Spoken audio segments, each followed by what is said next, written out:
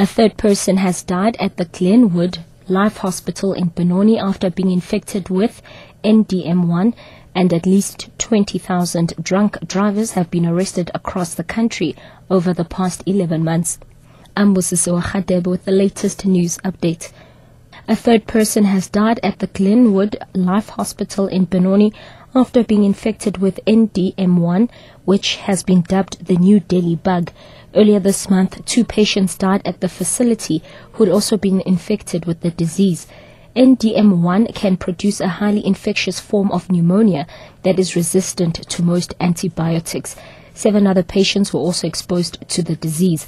Glenwood Life's Mariki Shelley says that while the disease might have contributed to the patients' deaths, they cannot say it was the direct cause. The third person died on Friday last week, but the experts say that NDM cannot be singled out as the cause of death. It may be a contributory factor to the death, but not the cause thereof, because you must understand that these patients were admitted to hospital in a critical or very serious condition with other illnesses. 2 patients remain in hospital. Meanwhile, the National Institute of Communicable Diseases, NICD, says NDM1 is extremely difficult to treat. The virus is thought to have been brought into the country after South Africans visited India. The NICD's Dr. Olga Berovic says the virus is potentially dangerous as it's even resistant to last resort antibiotics, which are used when common treatments fail. Considering that this organism since 2009 has spread over globally and over the whole world, I think we need to be a concern. It's a special enzyme that is acquired by bacteria.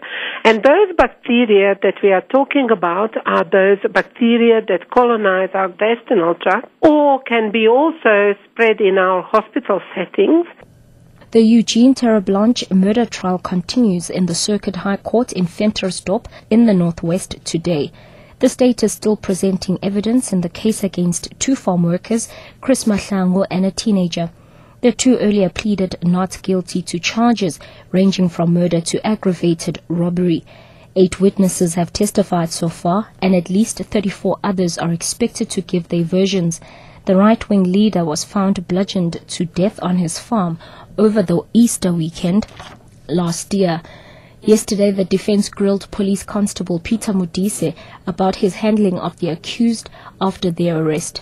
Candace Klein reports. Before questioning them, Modise didn't bother reading the accused their rights, assuming that someone else had done it, and he had no knowledge of the protective provisions contained in the Child Justice Act in his interactions with the younger accused. The trial resumes this morning.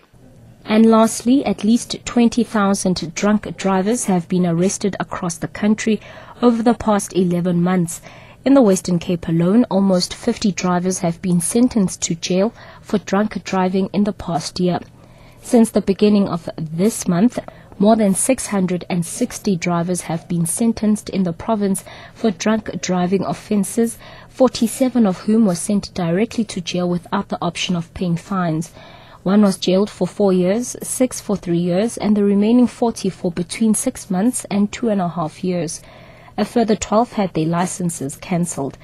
Catch the latest news anytime here on Newsbreak, Option 1.